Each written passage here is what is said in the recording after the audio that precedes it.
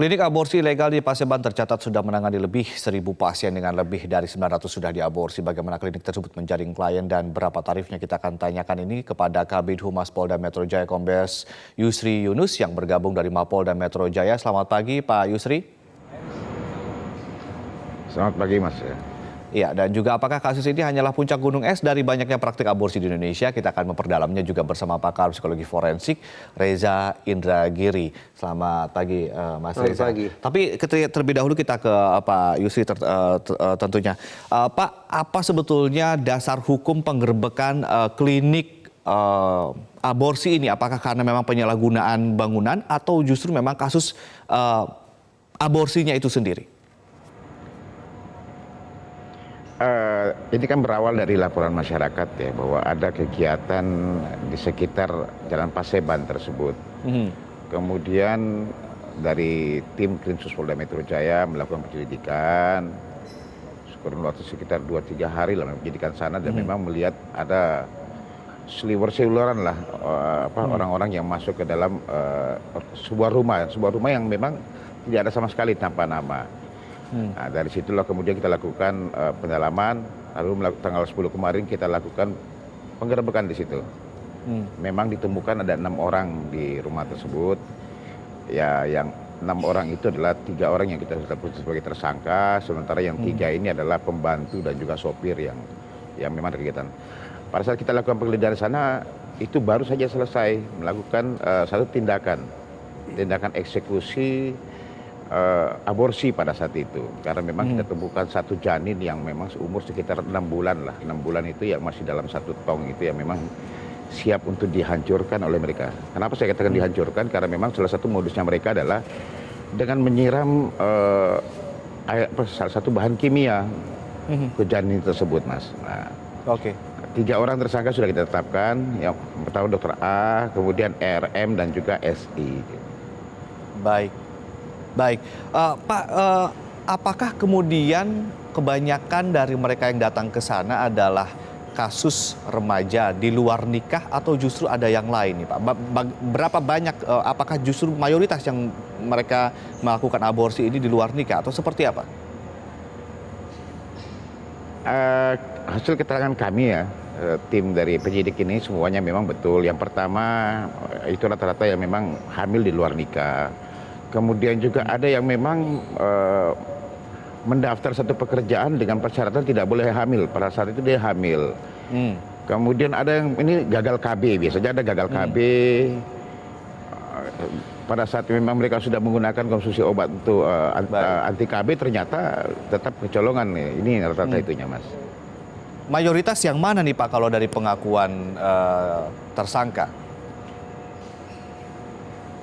Ya rata-rata memang yang paling banyak adalah hamil di luar nikah, ini yang paling banyak memang di antara pasien karena kan pasien yang sudah mendaftar selama kurun waktu 21 bulan dari mulai bulan Mei 2018 yang lalu, mereka menyewa rumah tersebut selama 3 tahun, terus sampai dengan terakhir kemarin kita lakukan penangkapan terhadap yang bersangkutan atau sekitar 21 bulan lah. Itu sudah 1.632 yang sudah memang konsultasi pasien yang sudah ngantri di sana. 1.632 ya. Tapi 900 yang sudah eksekusi begitu ya Pak Yusri ya? Betul, yang 900 ini yang sudah eksekusi, yang sisanya ini menunggu karena mereka menunggu untuk ini. Baik, ini 21 bulan beroperasi, omsetnya miliaran rupiah. Tarifnya berapa Pak per pasien? Ada informasi tidak Pak? Mereka memang menarik ya. 1 bulan itu, untuk yang janin 1 bulan itu 1 juta, kemudian yang 2 bulan itu 2 juta. Kemudian yang 3 bulan itu 3 juta, di atas dari 3 bulan itu dikenakan 4 juta sampai dengan sekitar 15 sampai 16 juta, tergantung bagaimana kondisi janin pada saat itu. Faktor kesulitannya di mana itu agak lebih tinggi lagi ini kan. Jadi semakin tua usia janin, semakin tua usia kehamilan, semakin mahal dan juga biayanya semakin mahal begitu ya. Pak Yusri, ini ada 50 dokter cadangan. Di sini juga ada data beberapa orang yang kemudian diamankan. Apakah kemudian 50 dokter cadangan beserta 1.632 pasien dan calon pasien akan ditelusuri juga, akan mendapatkan tindakan hukum juga, Pak? Sebenarnya ada 50 ini 50 mitra bidan ya. Bidan ada bidan yang memang yang mengeksekusi di tempat klinik tersebut. Jadi rata-rata bidan ini dia mempromosikan melalui website, dia mencari pelanggan lah dengan alamat di tempatnya mereka, kemudian mengeksekusinya di tempatnya si dokter A ini dengan membayar tarif. Karena memang kurang lebih 3 bulan ini memang yang bersangkutan dokter A itu lagi kurang sehat, sehingga dia dibantu oleh satu dokter juga, dokter S. Sekarang ini kita lagi lakukan pengejaran terhadap yang bersangkutan. Nah, yang 50 bidan yang kemudian mempromosikan juga, mencari pasien juga, apakah ini akan ditindak juga, Pak? Akan ditangkap juga? Ya betul-betul. Semuanya kan kita coba nanti susuri. Tim sidik lagi mendalami semuanya. Karena memang ini informasi awal, tapi memang kita masih mendalami terus siapa-siapa semuanya. Pembukuan yang kita dapatkan sudah memang. Sebenarnya keuntungan yang dia raup selama 21 bulan ini adalah 6,6 miliar.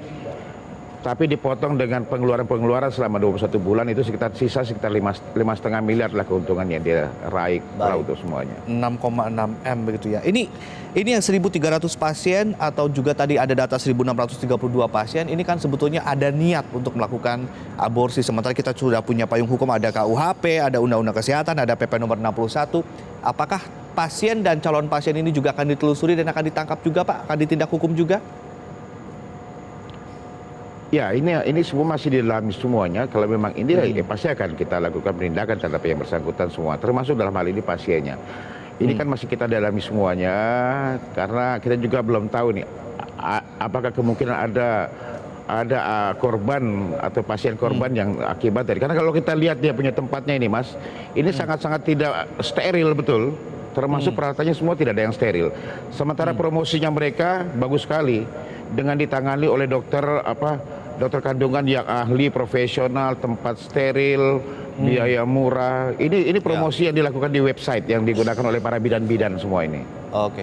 Ini Anda mengatakan tempatnya tidak steril, tapi kalau dari visual yang kita tayangkan saat ini dekat dengan perumahan begitu ya. Banyak juga tadi warga, kita ada beberapa wawancaranya. Tapi kemudian kenapa tidak terendus ya, Pak ya? Apakah kemudian ini mereka bermain sangat rapi atau seperti apa kalau dari hasil penelusuran dari pihak kepolisian? Sebenarnya perpindahan ya, mungkin kita banyak tahu sebenarnya tiga-tiganya ini adalah kasus yang pernah atau residivis lah, pernah melakukan kasus yang sama. Dokter A ini kalau kita masih ingat dulu di Cimandiri dulu, klinik Cimandiri, daerah sana juga yang memang sekitar sana juga, itu pernah digerebek oleh Polda Metro Jaya pada saat itu, tapi dia DPO. Oke. Salah satunya yang ditahan adalah SI ini. SI ini kena 2 tahun. Sementara bidan ini juga pernah melakukan kesalahan yang sama, residivis, di Jakarta Timur. Baik. Divonis waktu itu 3 tahun, tahun 2016 itu, Mas. Baik. Pak, ini sebagai edukasi juga kepada masyarakat. Berapa hukuman, ancaman hukuman yang diberikan kepada dokter atau tenaga medis yang melakukan ini secara profesional dan orientasi bisnis, dan juga berapa ancaman hukuman untuk mereka yang menjadi atau mendaftarkan dirinya untuk aborsi? Sebenarnya kita kenakan ke undang-undang karena masih tiga ini ya kita persangkakan ya. Pertama kita kenakan di undang-undang masalah ketenagakerjaan medis. Kemudian kita kenakan tentang malpraktek mereka di dalam malpraktek. Kemudian terakhir undang-undang kesehatan ini ancamannya 10 tahun. Kalau yang ini 5 tahun, sekitar 5 tahun juga. Makanya yang 3 ini terus kita fokuskan dulu untuk kita indikan karena kita masih berkembang lagi, Mas. Kita masih seperti tadi disampaikan bahwa ada beberapa lagi pelaku-pelaku yang lain yang memang menitip melakukan aborsi di sana. Ada satu dokter sekarang, dokter S ya, sekarang ini kita lakukan pengejaran terhadap yang bersangkutan dan juga beberapa bidan-bidan lain yang memang melakukan praktik di sana. Terus juga ada mereka dibantu juga oleh hampir sekitar 100-an calo-calo. Di sana itu bertebaran calo-calo semuanya yang memang dapat fee. Baik. Mereka mengantar sana dapat fee mereka 100 sampai 200 ribu per satu pasien. Baik. Ya, Pak Yusri terakhir, kalau dari data Polda Metro Jaya, apakah kemudian kasus aborsi ini karena katakan rata-rata dalam 1 tahun itu berapa sih, Pak? Anda melakukan penggerbekan dan Anda melakukan tindakan memberikan tindakan hukum kepada kasus-kasus aborsi ini? Kita masih menyusuri terus karena memang informasi banyak ya di daerah sana dan juga bukan jadi hal yang tabu. Tetapi kan kita harus betul-betul memang bisa yakin betul.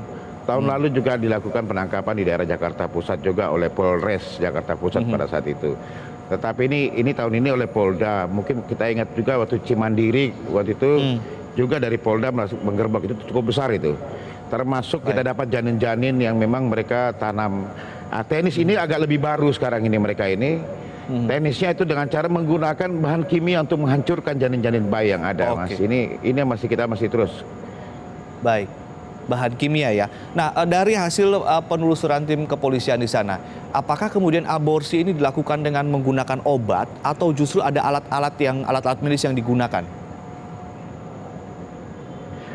Sebenarnya mereka tetap menggunakan alat medis dengan ketentuan bahwa janin 1 bulan, 2 bulan maupun 3 bulan itu dengan menggunakan vakum.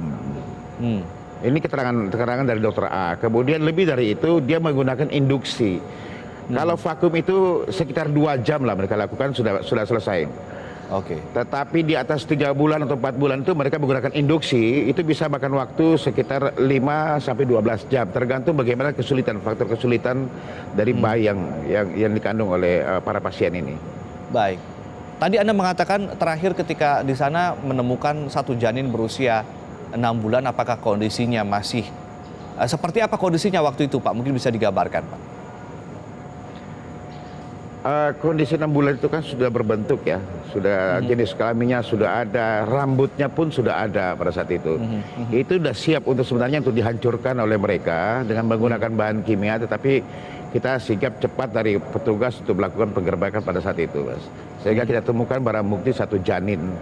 Kami sedang mencari juga dari 903 nih korban yang sudah melakukan aborsi sana. Ini masih kita cari terus karena keterangan dari mereka bahwa mereka sudah membuang, bahkan lebih banyak dihancurkan melalui bahan kimia. Ini masih kita lihat. Baik, terima kasih Pak Yusli. Pak Yusli telah memberikan informasi kepada kami di Metro Pagi Prime Time. Kita harap kasus ini semoga terungkap dan penelusuran untuk beberapa tersangka bisa dilakukan dengan baik dan diberikan hukuman sesuai dengan ketentuan hukum yang berlaku. Terima kasih Pak Yusri. Mas Reza, ini luar biasa laporan yang kemudian diberikan oleh pihak kepolisian. Masih ada tarifnya 1 bulan 1 juta, 2 tahun 2 juta, 3 bulan itu 3 juta, bahkan semakin tua janin semakin mahal harganya. Ini kalau dari sudut payung hukum apakah memang kurang membuat jera atau seperti apa? Oh iya, salah satu prinsip, sayang sekali teman-teman di kepolisian tadi Pak Yusri belum menyebut ada satu payung hukum tambahan yaitu Undang-Undang Perlindungan Anak. Mari kita buka. Kenapa soal aborsi juga? Ada. Kenapa saya sangat concern di situ? Saya bekerja di Lembaga Perlindungan Anak Indonesia. Saya tanda petik tidak terlalu hirau pada besaran ekonominya, tidak terlalu fokus pada malpraktek dokternya, kendati itu relevan, tapi saya lebih fokus pada sekian banyak anak atau bayi atau janin yang kemudian kehilangan nyawa dengan cara sedemikian keji.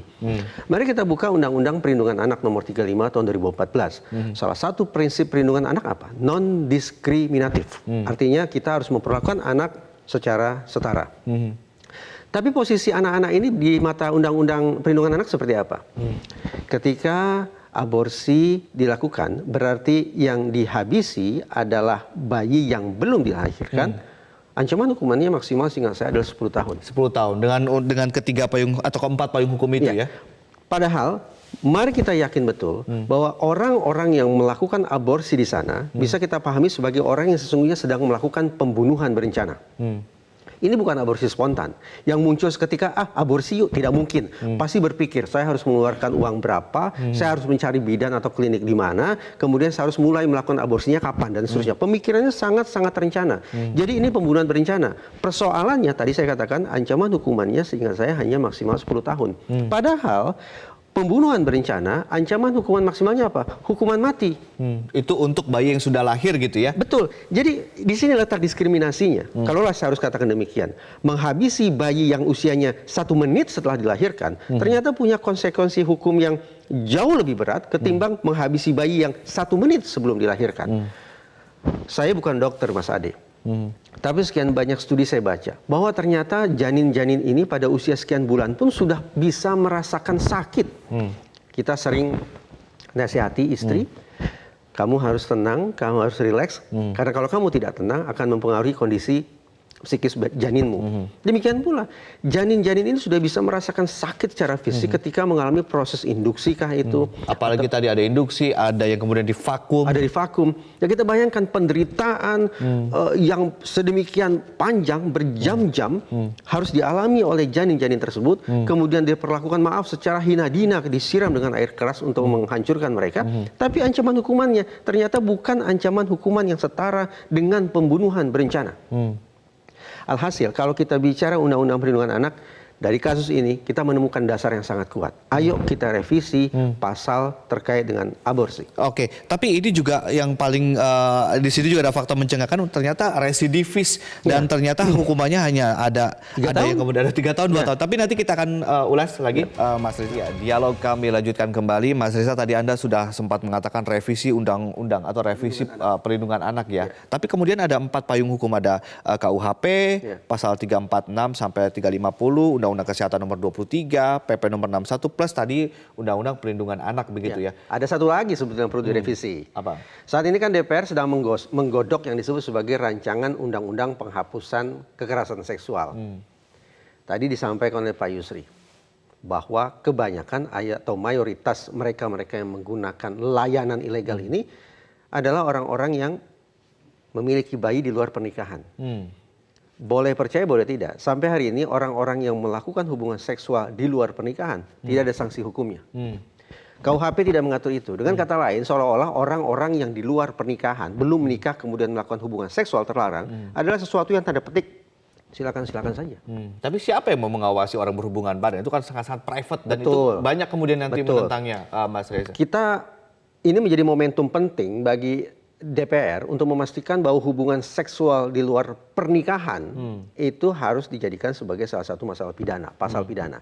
Kalau Mas Ade mempertanyakan siapa sih yang mengawasi urusan tempat tidur orang, begini Mas Ade, Pak Ogah yang membantu, tanda petik membantu orang-orang melakukan putaran balik di lalu lintas, itu sesungguhnya kena pidana. Meminta-minta uang di tempat umum tanpa izin, itu pidana. Tapi sepertinya tidak ada penindakan secara pidana terhadap Pak Ogah. Apa yang saya katakan? Hubungan seksual di luar pernikahan tetap perlu masuk dalam hukum pidana kita. Apakah itu nanti akan efektif? Untuk memberikan pesan kepada publik bahwa perbuatan ini adalah perbuatan hina, perbuatan ini adalah terlarang. Tadi Metro katakan perbuatan yang haram, sehingga harus dipastikan ada sanksi hukum yang siap menjerat mereka sewaktu-waktu mereka berproses secara Apakah hukum. ini efektif untuk mengurangi aborsi? Kalau kita Itu yakin, kalau kita yakin bahwa pemberatan sanksi atau tingginya hukuman akan berpengaruh terhadap perilaku kejahatan, tentu kita perlu masukkan pasal semacam ini. Bicara efek jera memang tidak semata-mata pada masalah berat ringannya hukuman, Mas Ade. Tapi ada 2 unsur lain, yaitu kecepatan proses hukum dan keajegan proses hukum. Tapi kalau kemudian kita fokus pada pemberatan sanksi, saya cukup yakin bahwa masuknya pasal terkait dengan hubungan seksual di luar pernikahan sebagai persoalan pidana, itu akan mengirimkan pesan kepada masyarakat untuk berpikir ulang 2-3 kali lebih banyak sebelum melakukan perbuatan terlarang, perbuatan hina, perbuatan haram tersebut. Ini terbuka untuk kemudian perdebatan begitu ya, tentu. Mas Reza, masih sangat terbuka. Tetapi kemudian tadi ada yang kemudian sudah ada 2 tahun di penjara, 3 tahun di penjara melakukan hal ini lagi. Kira-kira apakah kemudian pemberatan hukuman ini perlu dinaikkan untuk pelaku? Apalagi ini ada 1.632 katanya. Kalau istilah saya tadi pasien, mungkin Mas Reza ada istilah lain. Ya, saya tidak. Apakah mereka juga harus dilakukan pemberatan hukuman? Saya sebetulnya tidak setuju dengan sebutan pasien ya. Kenapa? Ketika kita berhadapan dengan pasien, maka suasana batiniah kita adalah empati, menolong, membantu, mengeluarkan dari kesulitan atau penderitaan. Mereka yang melakukan aborsi ini bukanlah orang yang pantas mendapatkan simpati semacam itu. Apalagi ketika statusnya adalah residivis, apalagi statusnya adalah melakukan aborsi karena sudah terlanjur melakukan hubungan seksual di luar pernikahan, maka kepada mereka harus disebut sebagai penjahat aborsi. Hukumannya ya harus lebih berat. Ketika orang melakukan kejahatan berulang, di satu sisi kita sepakat mereka harus dijatuhi hukuman lebih berat lagi. Tapi pada saat yang sama kita pantas untuk melakukan introspeksi. Lantas di mana fungsi penghukuman bisa mengubah tabiat pelaku kejahatan? Akal sehat mengatakan, begitu seorang pelaku kejahatan berproses hukum, kemudian masuk ke dalam lembaga pemasyarakatan, tentu harapan kita adalah keluar dari situ menjadi orang yang bertobat, menjadi orang atau menjadi warga negara yang lebih bertanggung jawab.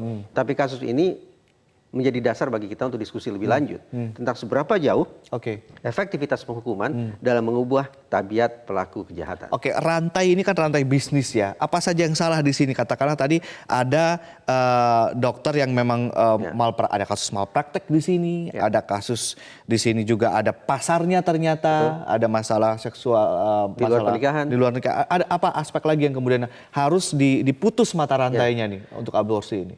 Karena kan ada yang menggunakan zat kimia dan segala macam. Betul. Adakah kemungkinan obat-obatan alat medis tertentu bisa diakses dengan cara-cara yang bertentangan dengan aturan? Kalau memang demikian adanya, maka satu pasal lagi yang barangkali bisa dikenakan oleh teman-teman kepolisian, yaitu bagaimana masyarakat umum ini, dokter yang sudah melakukan kejahatan ini ternyata tetap punya akses untuk mendapatkan zat kimia, untuk mendapatkan obat-obatan ataupun alat-alat medis di luar peraturan yang berlaku. Dan penyalahgunaannya begitu ya? Tepat. Artinya berlapis pasalnya harusnya. Harus berlapis, penyalahgunaan, malpraktek, pembunuhan berencana. Ya, saya terus terang saja suasana hati saya saat ini adalah marah bercampur sedih. Dengan suasana hati seperti itu, saya ingin para pelaku kejahatan aborsi ini, bukan pasien, pelaku kejahatan aborsi ini dihukum secara maksimal. Termasuk yang baru niat? Kan ada 1.600, kemudian yang sudah tindak 900, berarti ada masih sisa yang masih baru berdaftar dan konsultasi. Saya akan meresponnya seperti ini. Salah satu ketentuan terkait dengan aborsi adalah aborsi yang katakanlah dibolehkan kalau memang itu korban perkosaan atau medis. Membahayakan masalah ibu ya, membahayakan kondisi kesehatan ibu. Tapi jangan sampai kemudian terkirim pesan ke masyarakat bahwa kemudian pelaku perkosaan seolah-olah dikondisikan atau didorong untuk melakukan aborsi. Saya justru ingin mengatakan, ya tentu saja hubungan seksual terlarang itu kita tolak. Perkosaan juga harus ditindak secara tegas. Tetapi manakala sudah terlanjur terjadi kehamilan akibat perkosaan, maka barangkali justru perlu dihimbau untuk menjaga kehamilan itu. Saya berempati terhadap para korban perkosaan, tapi saya juga menaruh simpati terhadap janin-janin yang ada di tubuh para perempuan tersebut. Baik. Kita akan lihat bagaimana pengembangan kasus yang saat ini sedang dilakukan oleh Polda Metro Jaya yang mungkin kita semua bertanya-tanya jangan-jangan ini fenomena gunung es di Jakarta dan di pelosok-pelosok kampung-kampung banyak begitu ya Mas Sudah Reza, menjadi ya? sebuah bisnis. Sebuah bisnis begitu ya. Nanti kita akan lihat bagaimana kemudian pemerintah merespon juga dan juga para legislator untuk kemudian melihat payung hukumnya dan tadi seperti rekomendasi dari Mas Reza. Terima kasih Mas Reza telah mengulas bersama kami di Metro Pagi Prime Time dan pemirsa tetaplah bersama kami. Kami segera kembali dengan informasi kompetisi orientering yang digelar Pasmar 2 Korps Marinir untuk mencari atlet orientering ke ajang Olimpiade Militer. Kami akan sajikan usai jeda.